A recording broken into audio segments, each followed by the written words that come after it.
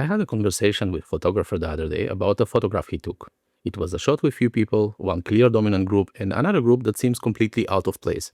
When I asked what the scene was about, why he included the other group, he said he always shoots a little bit wider and includes more because it allows him to crop afterwards. If you know me a little bit, you will know that this didn't sit very well with me. So I went on untangling the whole idea in my mind, and the untangling became this video. You see, the only reason to buy a high megapixel camera is if you actually need the fine detail and the resolution that the larger sensor provides. I know that you can crop, and that's exactly what camera marketing departments tell you. They push high megapixels so you can feel safe that if you didn't frame well, there is always the ability of cropping. Fuji, for example, took it even a step further, recommending cropping as a way to overcome the limitation of a fixed lens on their GFX 100 RF. And here is a quote from Fujifilm regarding the GFX system. Explore aspect ratios with the GFX system. Find a new view by changing aspect ratios and discover how they can improve your photography. So what they actually imply is that if you change the aspect ratio, your photography will be better. They even have a whole marketing story published all over of how changing aspect ratios can boost your creativity. And everything is leaning heavily on that megapixel count. The truth is that cameras are already very good, at least for the last 10 decades. And since the technological improvements between models are minor, cameras with high megapixels are always great for marketing. Camera manufacturers want you to believe that more megapixel will make you a better photographer. And Fujifilm is not alone in this story.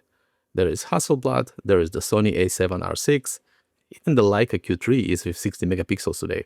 Almost every high megapixel camera is sold on the promise that you can just click now and figure out what your photo is actually about later. Well, maybe not in these exact words, but the overall message is, don't worry, we've got you. You have the megapixels. Now, I don't have problem with high resolution itself or any resolution in general. My issue as educator is that it breeds photographers who rely on sensor specs instead of developing their own compositional skills. A lot of megapixels in the hands of experienced photographer or an artist with a clear idea can be a miracle-making machine. Look at this photo of Messi and Ronaldo by Annie Leibovich. It was shot on the GFX system for Louis Vuitton campaign. And this is actually a composite. Messi and Ronaldo didn't even sit in the same room. The photographs were photographed separately and joined later. Now, we can argue if that's photography or visual art, but what I try to say here is that the photographer had clear idea of what she's going for, and the megapixels here played a minor part. So let's move further. There are two main framing approaches photographers use. One approach justifies cropping. The other doesn't. The first one is loose framing. It's used mostly in reportage, sports or wedding photography, where you don't have the time to compose perfectly. Because it's often a reactive photography, you just have to chase the subject, and the moment, you just have no choice. Everything moves so quickly. So you leave an extra space around the main subject as a guarantee that you can tweak the composition later. And that is perfectly fine. But the next one is intentional framing. This is when you consciously frame the exact way you want your photograph to look like. And you do it before hitting the shutter. It doesn't mean that your subject has to be static. It just means you know exactly what you're going after and you execute it as precisely as possible. The benefit of this type of framing is that it will teach you much more about photography than loosely chasing moments. Now, sometimes we have no choice.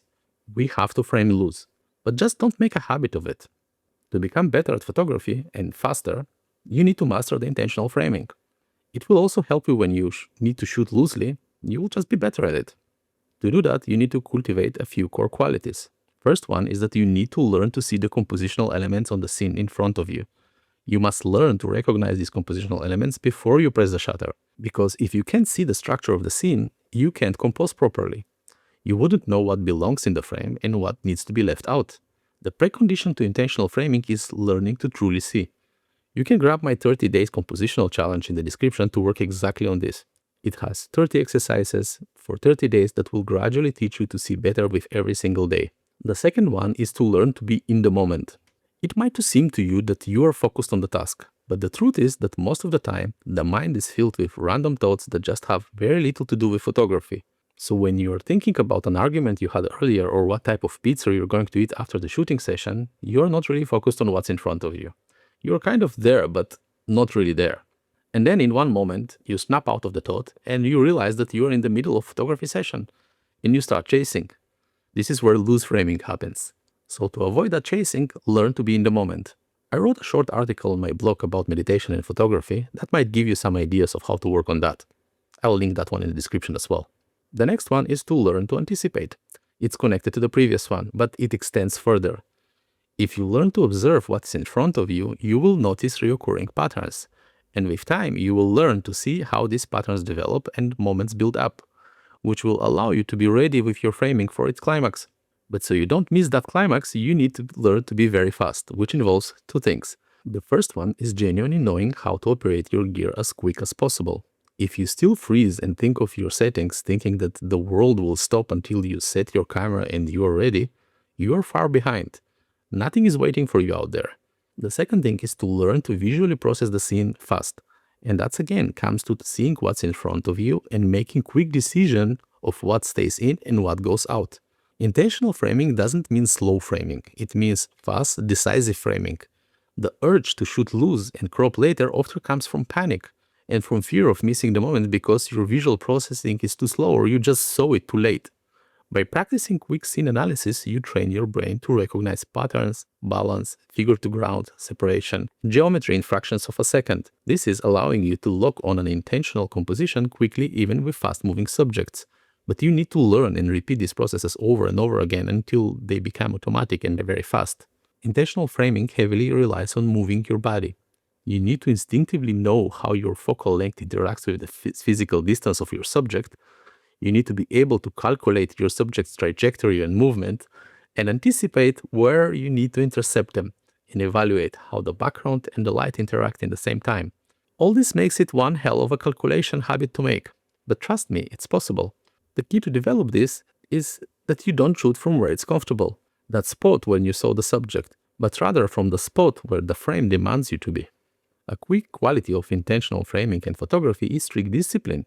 You need to learn to be self-restrained during the sessions and post-processing of your photographs. Cropping should be treated as a surgical tool to correct minor leveling or small fixes, not as rescue mission for lazy composition. Deciding ahead of time that you will not alter the framing in post-production forces your brain to take responsibility during the actual shooting process.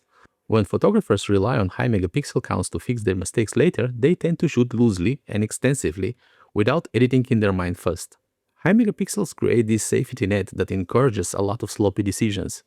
Developing a higher standard for what deserves a frame forces you to commit to the geometry before you take the shot. When you shoot with the mindset that I can always fix this later, you remove the stakes from the process. Developing personal accountability means owning the frame as you capture it. If you miss the composition, accept it as a learning point rather than masking it through heavy cropping. This mental shift builds deep creative confidence and accelerates your growth. It is much better for you than a high-resolution sensor. So, how many megapixels do you think we actually need? Personally, I shoot with 24 megapixels. I used 40 megapixel sensor for several years and I felt it's an overkill. I think the sweet spot today for a working photographer is around 32 megapixels. It gives you enough of detail without tempting you to throw away 70% in cropping. High megapixel cameras are great devices. They're not a sin. It's all about how you use them. Just don't let a marketing narrative slow you down your growth as a photographer.